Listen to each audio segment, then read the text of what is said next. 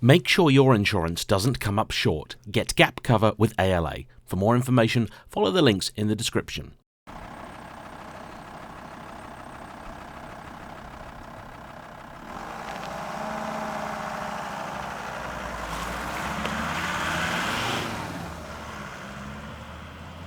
Hello everybody. One of the things that I'm most proud of, and I love hearing from fans of the channel, is that they appreciate I will drive just about anything, from K-cars to supercars. But I bet even dedicated fans did not have this on their 2025 JayEmm bingo card. For today, I am driving a 2003 VW Transporter van. And in this video, I'm going to be explaining why it is that I have a real soft spot for the humble van. Enjoy.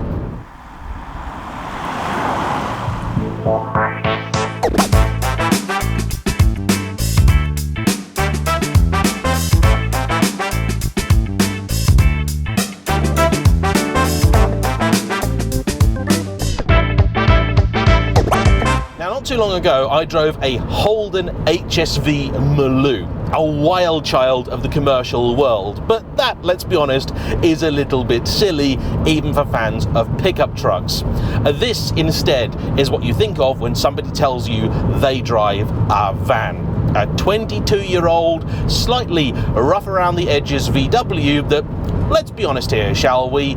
You can see what I can see. You've seen the mismatching bonnet and rear panel. You've seen the iron cross on it, the Thor leaping majestically through the air on the side, and the Punisher logo.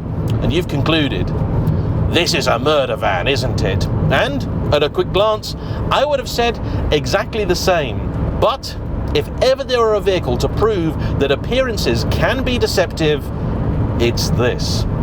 Now, for those who've been listening to my new podcast, The Radiator Arms, in the very first episode, Will and I shared our joint love of the van. But our cohort, Anthony, didn't feel the same way as we did.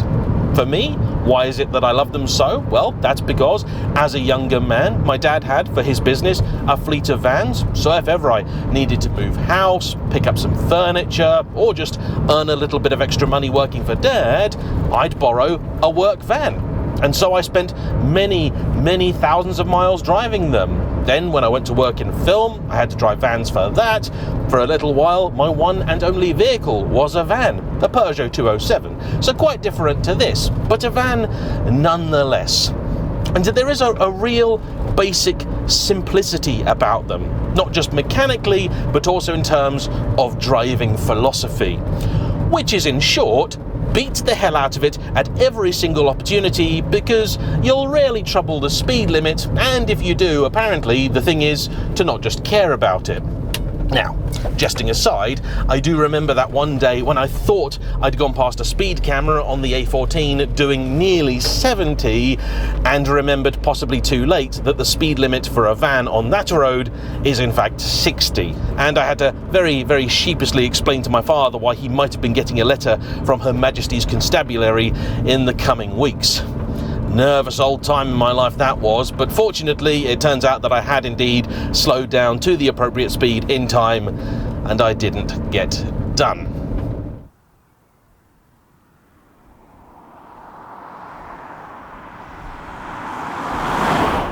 Now, they're funny things, aren't they, vans? Because in their most simple form, they are just an engine in a shed.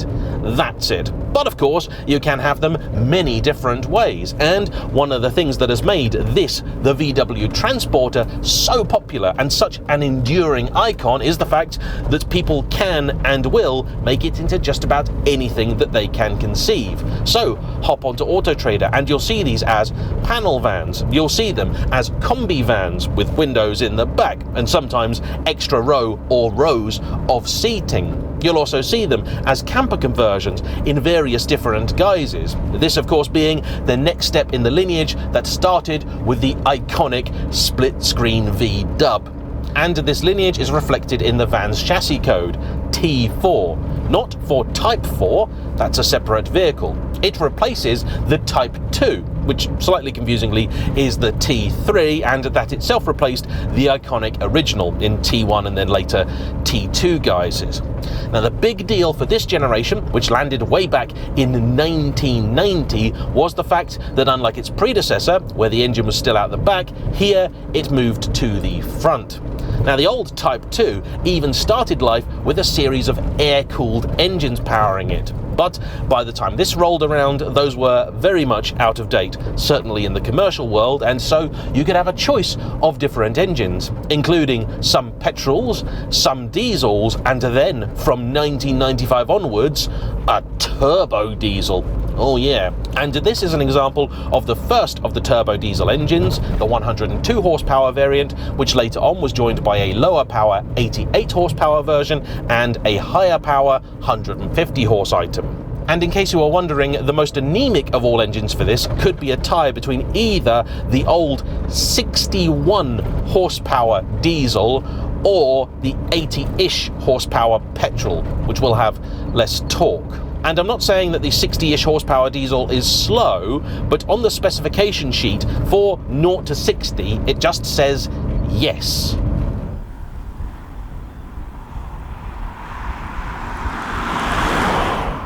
You could have these with a 4-speed automatic gearbox, but the vast majority of them come instead with this 5-speed. There was also the option of all-wheel drive, though I expect that's a relatively rare thing to see. And jokes about its well-worn appearance outside, as soon as you open the door of this, you see that actually it's a vehicle that has received a lot of love. And before you say it, no, not that kind, though I have been warned not to shine a black light in the back of this thing. Instead, this is a vehicle that has clearly been very, very well looked after by its owner. And this is what makes it so remarkable, because we keep classic cars about, don't we? There'll always be something about a car that means somebody has it beyond what's its expected or normal life cycle. But vans, they have a very, very different lot in life, don't they? They are commercial vehicles at their core. They are here to do a job, and one that can often mean they lead a fairly hard life. Today, I'm driving this in my biggest, sturdiest boots, because that's the way this is meant to be driven. You've got relatively little in terms of refinement. The seat simply moves forwards or backwards. Originally, this one to my left would have been a double, but now both the front chairs are nice captain's items with folding armrests. A more modern Kenwood head unit has replaced the old one. There are a couple of cup holders, also an aftermarket edition, but even if you want to open the window, you have to do it using this, which for my younger viewers is the rotary ventilation selector device. You move it like so, or like so. Very nice. Now, having spent the last few weeks driving things with quite a lot of power, it has taken me a little while to get back into the groove with this. The gearbox, as is typical for a van, is a long way down there, and with my famous long-sized torso, take a shot if you're playing the JayEmm drinking game, it's a bit of a stretch to get to it.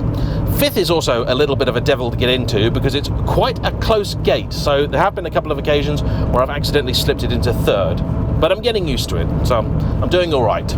When he first picked it up, this didn't have the windows in the side. He has then later added those, and he's also had it trimmed, so it's nice, decent, looks very clean and tidy in the back there for a van of any age. And when he's out and about, going different places, he'll throw a mattress in it, like he has today, and just camp in it overnight. He's got a few little accessories to keep him warm, and even the odd memento. This little tassel behind me here, that is from an Alvis that his father owned and sold the year he was born, just sometime in the 60s. For the last 11 years, this has been his primary mode of transport, and in that time, he's put on something like 80,000 miles, with the total now being 206,000. And although there are certainly things about a van that I miss, there are also things that I don't. Like trying to turn the thing. Wish me luck. It's not just the turning circle that's a problem, it's the visibility. This one isn't horrendous, and actually, neither is the turning circle. In fact, I'd say pretty blooming good. I do also have to keep reminding myself that where normally I try and get out in front of that van that's just gone past so I can have a little bit of fun, it is today me that is the roadblock.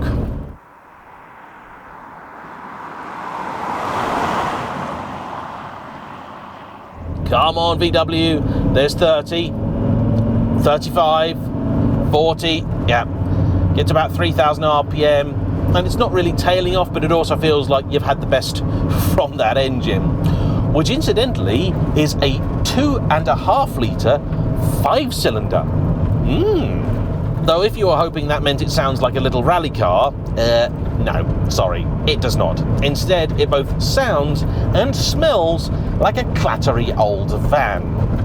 But it's sort of accessed, I think, a long dormant part of my brain. All of a sudden, I'm 18 again, borrowing one of Dad's vans, which would have been a similar age to this, out and about, just loving life. Though, in more recent years, there is something else about vans that I've discovered, which is an absolute joy.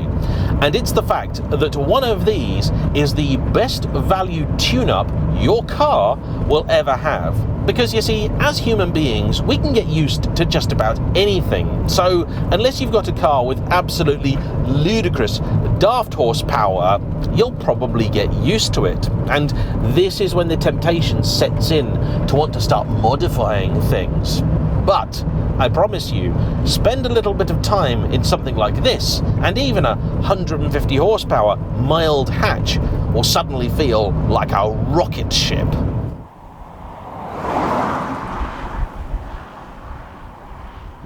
But let's not get too distracted, let's talk a little bit more about this. So they landed back in 1990, as the wall was falling a long, long time ago. A big deal in terms of the new engine placement, but other than that, it was pretty much a van. It was in production until 2004, when it was then replaced by the T5, which I have relatively little experience of. I've definitely driven a couple of them in my time, but I don't really remember anything about them.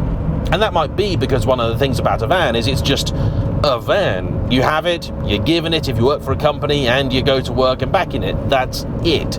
You don't really care about it, and very often you don't really bond with it. Or if you do, it can be of the traumatic variety.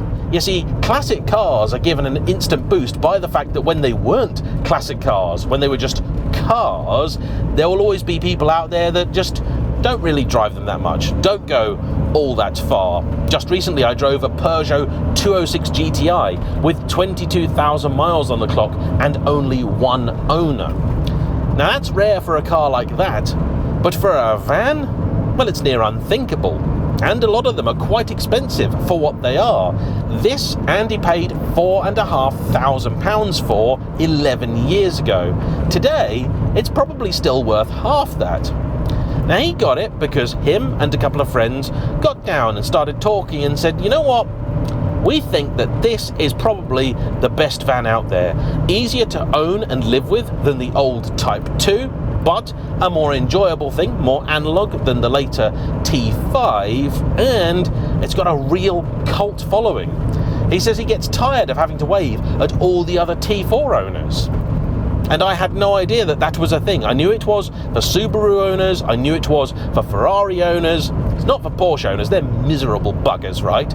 But it is for Land Rover Defender owners, and apparently it also is for T4 owners. So if you're a T4 person, please hop into the comments and tell me what it is you're driving and whether that is true or not. I have also just realised that I am doing 40 mile an hour in a 60, and I am perfectly content. Normally I'd go, oh blimey, I best put my foot down, but nah, I'm alright. I'm loving life. I'm getting to see bits of the countryside I never see because I'm rarely this high up. Even in a 4x4, you're often not quite this tall. It's great. The steering's actually got a kind of nice feel to it, and look, this is not even close to a performance vehicle, but at the end of the day, I do just love driving, and this is a nice thing to drive in. Now, one of Andy's friends, Steve, who has a Renault Zoe, apparently thinks that I'm going to rip this to shreds. And although it is definitely a MurderBus with a heart of gold, the heart of gold bit is, I think, far more important than the MurderBus bit. Vehicles like this have gotten people through really, really tough times. I know vans have certainly helped Andy out at various points in time. I've gotten through parts of my life, important parts of my life, with just a van to keep me company. Yeah, they're frustrating. Yeah, they're annoying. Yeah, if it was any warmer, I'd be bemoaning the lack of air conditioning. Even with a window down, it's just not the same, is it? Certainly not when it's 40 degrees out there. And of course, some of the worst driving I have ever bore witness to was at the hands of White Van Man.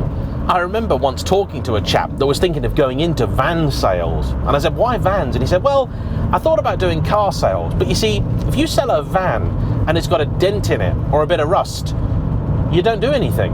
If it's a car, you'd have to fix it. Vans, well, people don't care, because they're only going to go and dent it themselves anyway. Genius. And because of stuff like that, if you are going to buy yourself a van, don't forget to use CarVertical, because yes, it works on vans, and particularly if you do want to buy yourself a classic, you'll want to know if anything has happened to it. So in just 60 seconds, CarVertical can tell you about all sorts of things, including previous accident damage, including when a car wasn't written off, mileage discrepancies, involvement in fire, theft, or outstanding finance. All you need is a registration or a VIN, and for 20% off the service, don't forget to use my discount code JayEmm.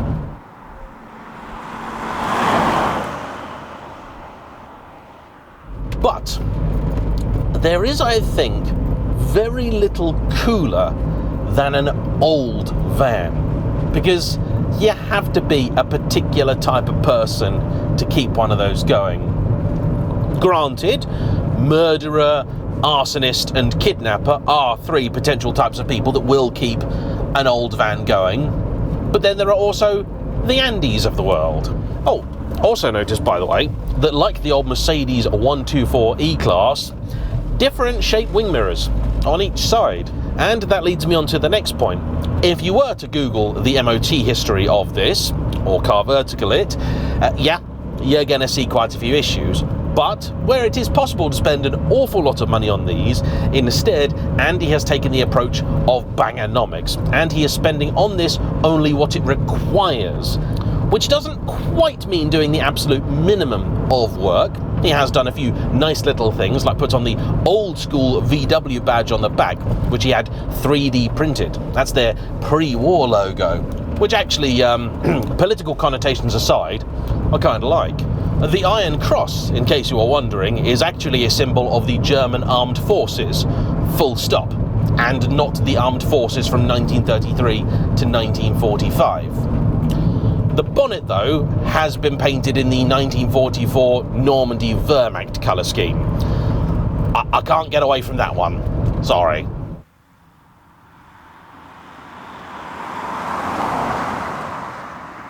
And let's be honest here, if this were actually a proper murder van, it'd likely be matte black, having been sprayed not that long before, with black wheels, lots more rust on it, and then on the back a nice tasteless sticker that says "Black Vans Matter," and the icing on the cake, a pair of comedy testicles dangling from the back, as opposed to the fish that this one has. Those vans, cross the street when you see those. But I suppose really it should tell you everything you need to know about the versatility of the van, that it can appeal to both potential serial killers and lovable granddads. Andy has had a few different jobs in his lifetime, but more recently he's been working as an agency driver. So he spends lots of his time driving commercial vehicles, and to help keep this one on the road, every now and again he'll take on jobs delivering furniture and the like. With this one being nicely carpeted in the back, he can take higher value, slightly more delicate items, and I'm pretty sure there are not many people out there who haven't at one point thought, damn it, I wish I had a van just to chuck some stuff in the back of. I'm so grateful for the fact I've got my granddad's old Astra van, because there will always be something you need to go and collect or take away, get down to the local dump, and a van is just a great way to do it. And yeah, sure, estate cars or 4x4s with folding seats are lovely, but you will always be a little bit worried about scratching the leather, won't you? I know I am. In terms of size, this is also pretty decent. It's 1.8 meters wide, which is nice, meaning it's not daunting for driving around here. And in terms of length, you could have either this, the short wheelbase, at just over 4.7 meters, which is shorter, for example, than a Range Rover Sport, or you could have the long wheelbase, which is much larger at about 5.1 meters. And best of all, no matter which variant it is that you go for, you will be able to find a steady supply of decent parts at reasonable prices. Just before this review, one of the wing mirrors broke, and so, with not much time to spare, Andy set out on the hunt and managed to find a replacement one for just 20 of your Earth pounds.